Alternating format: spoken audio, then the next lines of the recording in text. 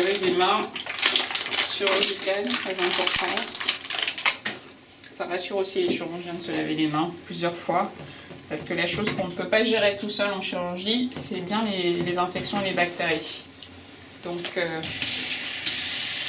lavage des mains, très important.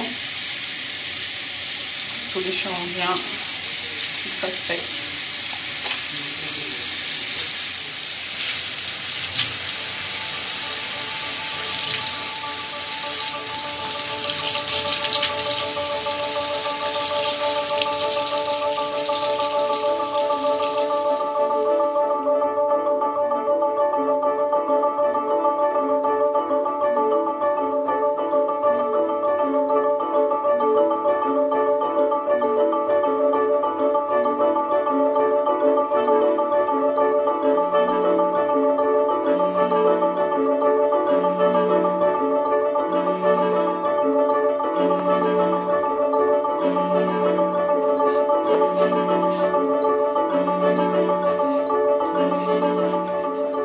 La relation elle est quand même proche, les patients ont besoin de beaucoup d'informations.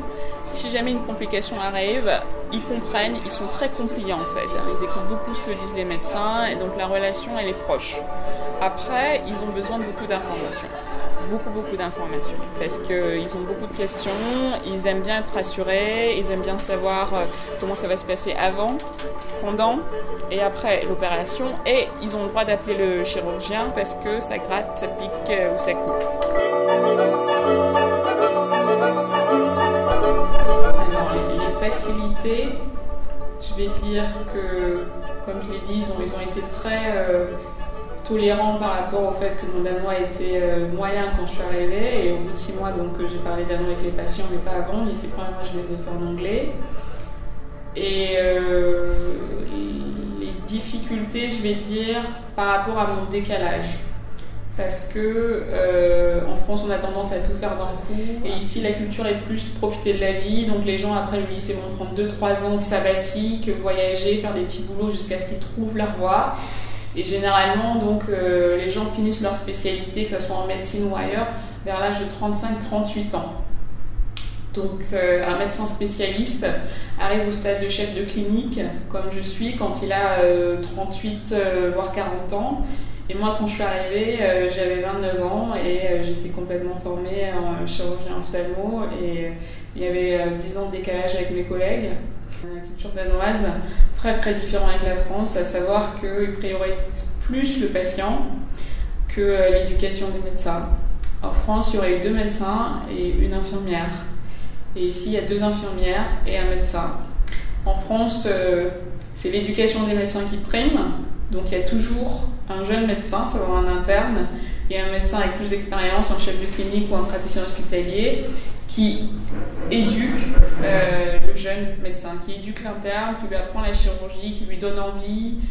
Ici, c'est plus le patient qui compte, donc il y a beaucoup moins de formation de jeunes médecins. Je me suis dit, pourquoi pas essayer de montrer qu'on peut très bien former des médecins sans avoir des problèmes de productivité. Donc j'ai demandé à mon chef de service si elle acceptait que je prenne avec moi plusieurs fois par semaine des internes ou des chefs de clinique en début de formation pour les former à la chirurgie ophtalmo, et elle a accepté, donc ça se passe très bien.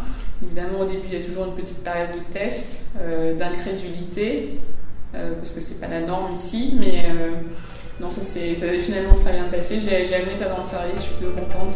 D'ailleurs, mes collègues aussi sont très contents. Si le patient est stressé, on va essayer de lui parler aussi. Les infirmières, elles m'aident beaucoup. Il faut dire que les infirmières danoises, qui ne comprennent peut-être pas maintenant, sont très efficaces pour tout ce qui est relation. Donc au début, quand il y avait peut-être des petits problèmes de communication, elles arrivent tout de suite, elles parlent au patient, et donc c'est très rond, c'est très arrondi, c'est très entouré. Et au niveau de ma relation, moi, avec les patients, j'ai plutôt le sens de l'humour et de la dérision, donc moi, généralement, ça se passe plutôt de façon douce. J'ai été surprise aussi parce que je me suis dit, bon, je parle français, je suis pas danoise, etc., j'arrive au Danemark, oulala. Mais non, j'ai jamais eu de mauvaise expérience jusqu'à présent. Et ça s'est plutôt passé rondement, plutôt doucement, tranquillement, hyggligt à la danoise.